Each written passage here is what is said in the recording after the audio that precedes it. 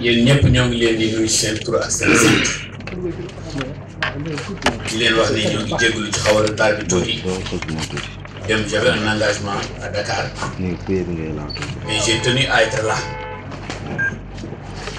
li may doore mbir mi rek mooy alhamdulillah alhamdulillah alhamdulillah. Je vais peut-être rompre le protocole en disant à la presse, si dans mon discours quelque part je pleure, ne le prenez pas. Parce que président Ousseynou daf ñoo sas ñu ñëpp. Et c'est pas parce que dama bëgg lu ko neex moo tax may wax li may wax. Résultat bi nga xam ne ni yàlla suñu borom defal nañu ko. te yéen et producteurs yi yéen élus locaux yi administration territoriale bi techniciens yi ngeen waxal ko seen bopp sur les 46 061 hectares yi ñu def ci contre-saison chaude bi monsieur le président du conseil d'administration yow ak say équipe ak tous les producteurs de la vallée ma doore Bakel Dagana Podor Matam ba egg si fii Saint-Louis balaa may prononcer sama discours dama leen di féliciter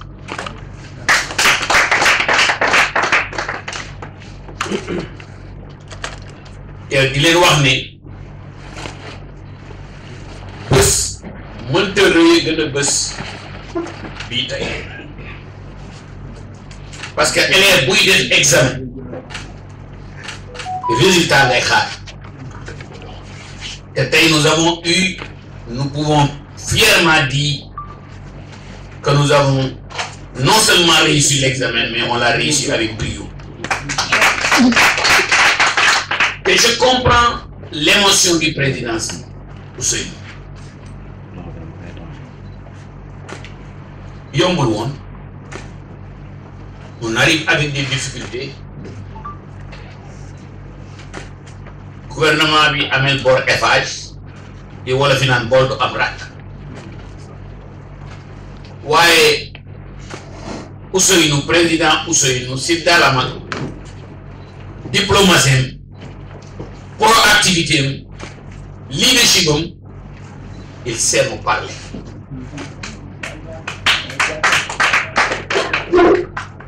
xam nga man weesu naa na ngeen ma baal ci waxin bi parce que mën naa dëng ci déggin weesu naa fu may waxee ni lu ko neex parce que ma aqulaayu taala rek lay wax parce que liggéey bi man son excellence le président de la République ak premier ministre bi jox te ma leen di gërëm di leen sant nee naa leen doomu aadama ñetti mbir rek la am xam-xam bi ko yàlla jox dinaa ci dem ba jeex moyen yi ma yàlla jox mu nekk moyen personnel ak moyen gouvernement bi ak moyen sama carnet d'adresse dinaa ci dem ba jeex waaye am na loo xam ne kenn mënu la ko ëppale xanaa nga bëgg ñu ëppale la ko mooy sa motivation ak sa xarit monsieur le gouverneur wax na ko sax 4 heures du matin la ñuy commencé liggéey ba 23 heures 7 jours sur 7 doomu aadama mënul dul loolu te li tax ma rafetlu et j'ai compris l'émotion du président des fois damay gis mbir yi métti mais ko président dina baax bi ñu régler problème mu ndox régler problème mu engrais yi à temps régler problème mu semence yi dem nañ ba semence yi ñu amoon yëpp presque nit ñi dañ ko utiliser ñu ne est-ce que dañuy utiliser yeneen semence wala déet wala pari wala déet ma ne laaj leen producteur donc les 46 061 hectares yi ñu kii am des rendements des fois qui aussi entre 7 tonnes à 10 tonnes yéen producteurs yi balaa may féliciter kenn yéen laay féliciter te di leen ñaan lenn nañuy waxtaan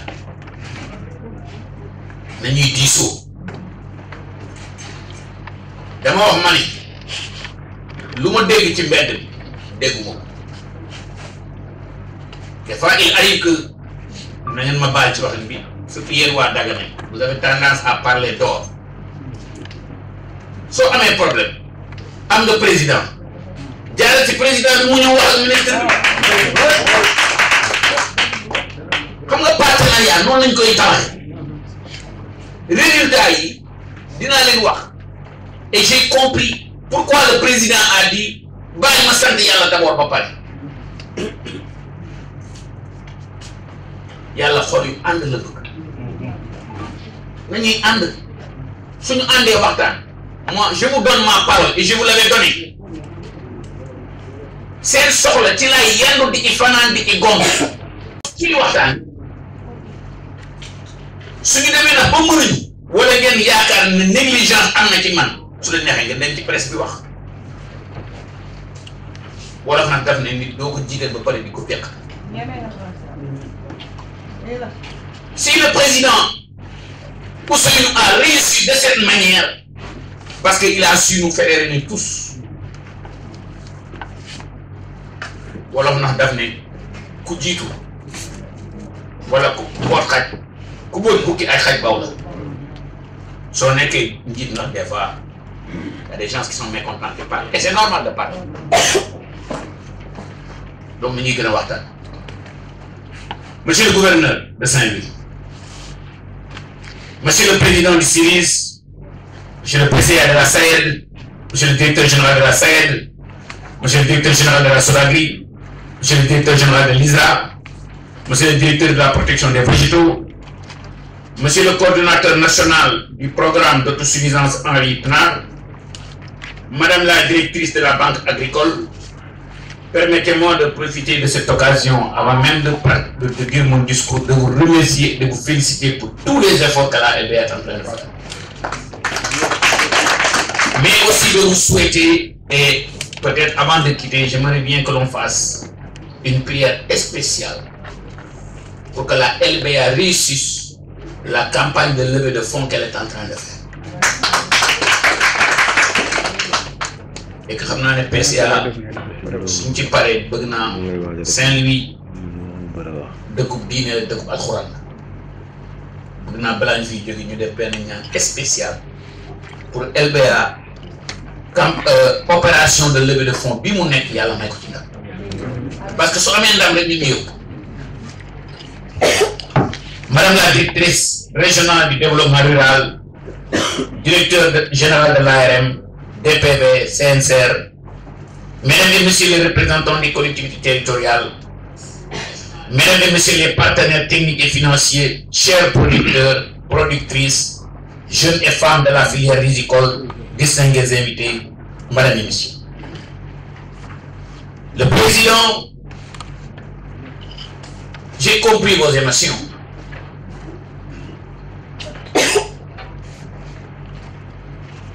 Sortir de cette belle manière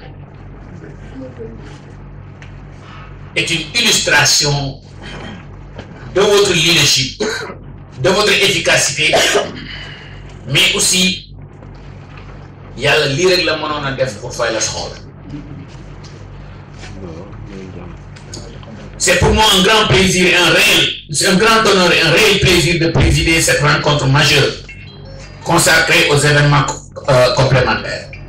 Le bilan de la campagne de saison sèche chaude 2025 et la signature du contrat programme RI 2026-2030 avec l'État du Sénégal et la Syrie. Anglais dañuy wax ñu ne what get measured get delivered. Mu ne soo bëggee réussir lenn il faut nga bind ko ba pare di ko mesurer. Le Sénégal importe entre 1,3 et 1,4 millions de tonnes de riz. Et là, pour nous dire les techniciens ont dit qu'il faudrait peut-être emblaver quelque part entre 150 à 200 000 hectares d'UBS additionnels. Avoir 1500 tracteurs, avoir 1500 moissonneuses batteuses, avoir 1500 motoculteurs. Avec une maîtrise parfaite des conditions d'irrigation et de l'eau. Lorsque nous avons un contrat programme, on va attendre. C'est pas pour rien que pendant 60 ans, on a continué à importer du riz. 200 000 hectares, si vous voulez aménager à raison de 7 millions de francs CFA l'hectare, si vous voulez faire correctement, c'est 1400 milliards. Rachid Doli, 200 milliards pour la mécanisation, les tracteurs, 200 milliards pour les moissonneuses batteuses. Donc, si vous avez les chiffres, si vous avez bolé, ils dépassent les 1070 milliards que l'on importe.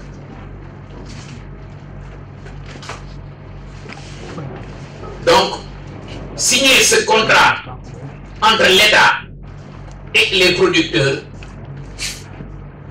à travers nos plateformes de la SAED et de la Sodagri, avec le soutien total du gouvernement, encadré par le gouverneur,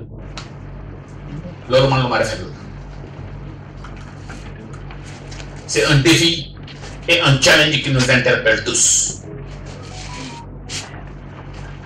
Je profite de cette occasion pour féliciter son excellence le président de la République, féliciter le premier ministre. Parce que, comme le président Ousseynou Wahe, je me sors la tracteur,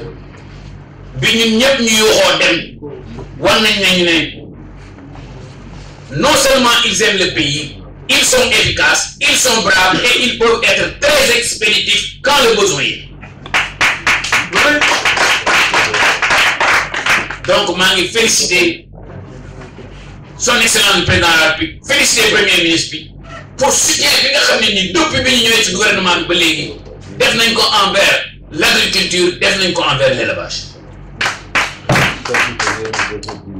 L'atelier d'aujourd'hui s'inscrit donc pleinement dans une dynamique de rupture et répond aux instructions et aux orientations données par son excellence le président de la République, soutenu par la politique dirigée par le Premier ministre et qui a été traduit lors d'un conseil interministériel consacré à la préparation de la campagne agricole 2025-2026 tenu le 15 octobre 2025 à Dakar. Dès lors, il ne s'agit pas uniquement de tracer un bilan d'une campagne, mais l'opportunité de définir une feuille de route élaborée par tous les acteurs et, comme l'a dit le président, de la base vers le ministère. D'abord,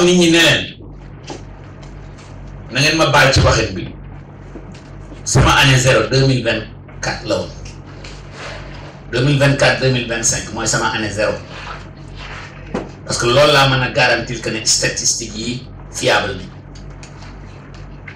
Et je me réjouis d'entendre le président dire maintenant nous sommes 90%, 100%. Parce que dès que nous avons ci vallée bi nekkul ne samay service ñoo ko wax yéen producteurs yi yéen a ko wax am des rendements entre 7 à 10 tonnes du ma ne mos fee am waaye gëj na fa ma profité pour remercier tous les acteurs de la filière riz. Je remercie sama DRDR et SDRDR pour l'excellent travail que vous êtes en train de faire sur le terrain. Je remercie la DPV pour l'excellent travail que vous êtes en train de faire sur le terrain. Je remercie Djigeni, Magni, Ndaouni. Il y a aussi des partenaires. Il y a aussi des partenaires parce que dans notre public FH, mais nous menons ay Bassirou Fall, ay Marjo, honorable Ibrahim Mboy. Nous sommes bien appris.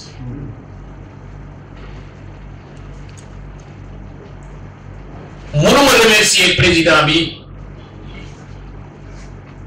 Je remercie mes collaborateurs comme Babji. Je me reçois mané.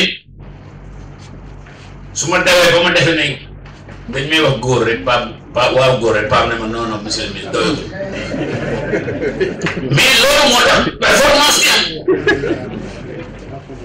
pour performance il faut que am challenge. Donc Pape ni ñuy féliciter le président bi dañ leen di féliciter yeen ak yeneen acteurs yi parce que table de suñ ko seqee résultat bu baax am il faut diversité am waaye diversité boobu suñ ko tegee ci dans un esprit constructif yëpp day jàpp donc c'est tous les acteurs sont à féliciter mais man jàngat bi ma ciy jàngat rek mooy nañu ànd difficulté su amee su ko waxtaanee ñun si seen biir on va trouver des solutions mais su dee yow da nga may invité dans une table de négociation nga merloo ma balaa muy ñëw su ma ñëwee du ma gis un adversaire du ma gis un partenaire dama gis un adversaire te adversité fu mu am solution dana yéex a ñëw donc li ma leen di ñaan yéen ñëpp nañuy waxtaan si biir parce que yàgg ci table négociation lay mujj donc nañ fay doore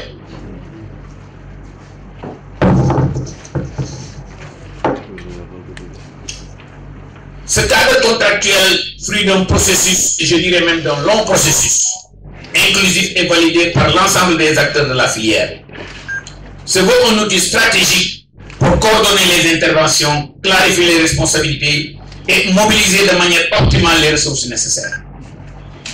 Il sera donc désormais le cadre de référence de ces 5 prochaines années.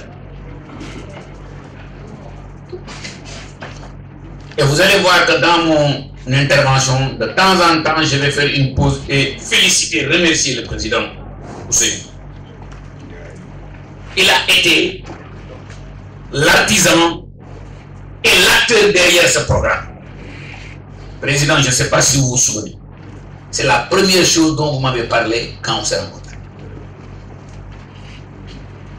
Et l'émotion qu'il a eue aujourd'hui, ce n'est pas seulement les résultats exceptionnels qu'on a eus ensemble, mais de se dire yàlla na ko yàlla yërëm te yeexe ñu sama kóllëre bi nga amoon ak ministre Amath Sall ba mu dooroon lii di ko mébét yow nga eggale ko donc je comprends l'émotion.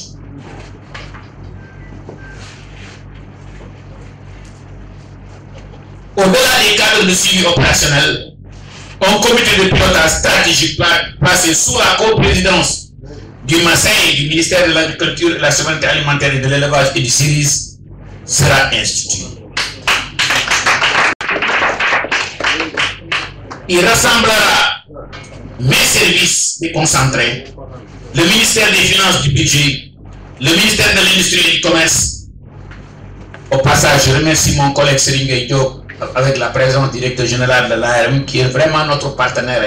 Et monsieur le président, je m'en excuse si j'ai perturbé un peu vos chaises. C'est juste pour vous dire que tellement, parce qu'aujourd'hui, vous avez vu cette année, je disais au président de la République, au Premier ministre, moi j'avais cru que mon problème s'arrête quand je produis.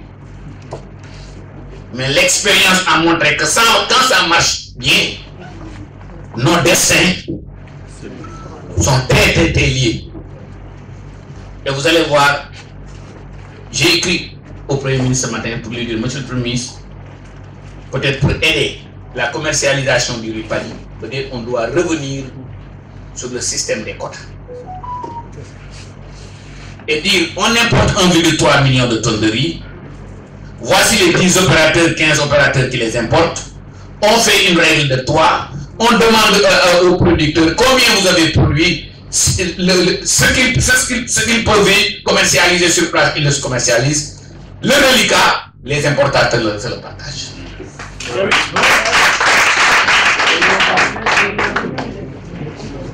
Dinaa foofu tamit dinaa fa sànni xeer tuuti xam nga fan laa yëgee quantité yi ñu amee yi ñu war a commercialiser ci réseaux sociaux xam nga loolu rafetul su ngeen amee ne 70 000 tonnes 100 000 tonnes moom lañ mënta jaay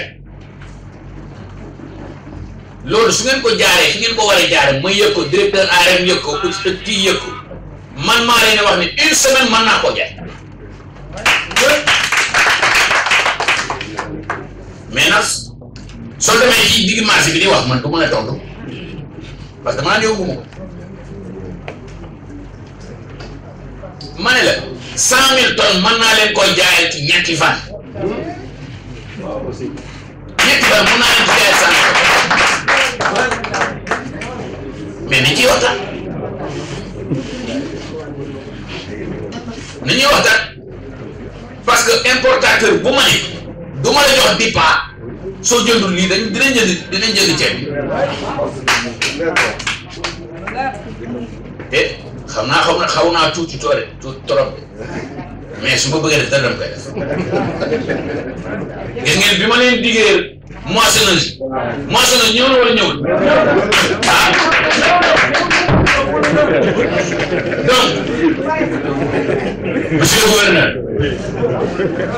yow tamit dama lay gërëm di la sant xam nga tax ma ne damay gërëm di sant administration territoriale les Sénégalais ont dit ministre mi ngi ci WhatsApp groupe yëpp maa ngi ci WhatsApp groupe yëpp parce que foofu laay jëlee information mais gouverneur yi aussi dama am ak ñoom WhatsApp groupe dama ñëw WhatsApp groupe di leen ci joxal ay information ñu may xelal di ma digal di ma jàppale donc monsieur le gouverneur résultat yi tamit yow sa résultat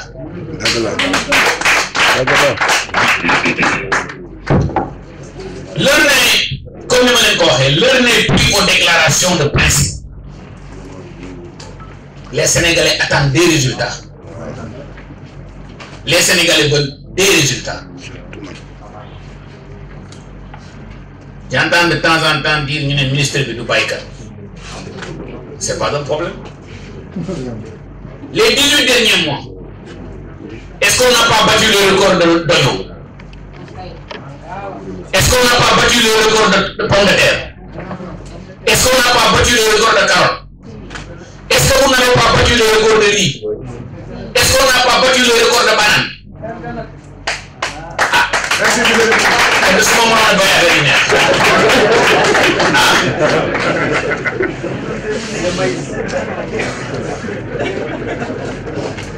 Si l'État accompagnera cette dynamique. Mais il attend de chacun de nous, producteurs, transformateurs, investisseurs privés, secteurs privés, collectivités territoriales, partenaires techniques et financiers, mais aussi nous les agents du ministère, que chacun mouille la main.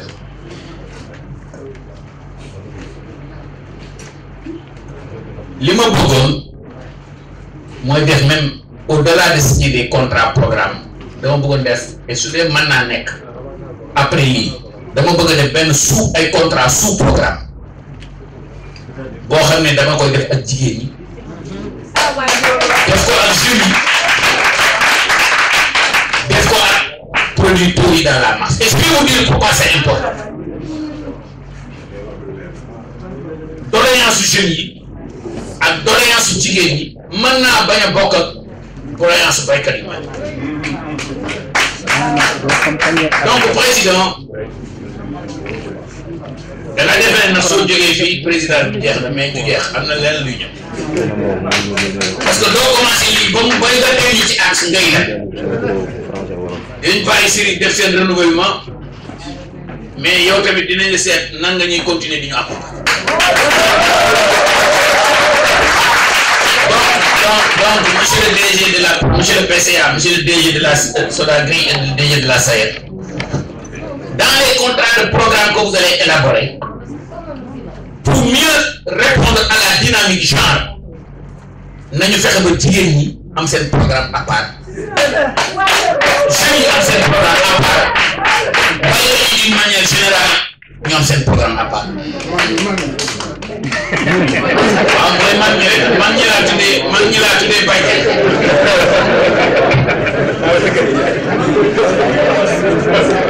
Donc je veux qu'il le veut que cette rencontre soit la rencontre des convergences et de mobilisation collective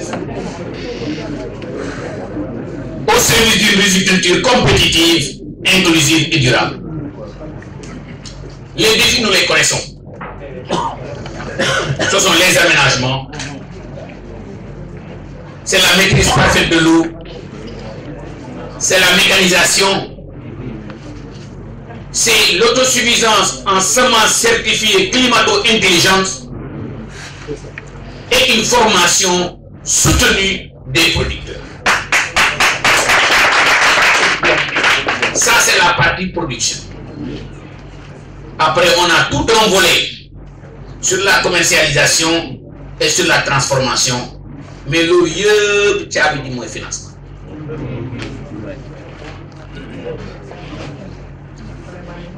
On va essayer de faire quelque chose pour le financement. Et que l'État, Madame la Directrice Générale, t'es avec quoi? Arrêtez vidéo. Ça fait le crédit bien, vous vidéo. Madame la Directrice Générale, l'État monté au vie. Sur la campagne, sur la campagne, sur les campagnes, elle a mouillé le maillot au-delà même de ces mots. Donc, Madame la Directrice Générale, au nom de tous les producteurs, nous vous félicitons et nous vous remercions pour tous les actes que vous avez faits. Sur ces mots, je déclare ouvert les travaux de l'atelier de bilan de la campagne saison sèche Soul 2025 et la cérémonie de signature du contrat programme 2026-2030. Et je vous remercie.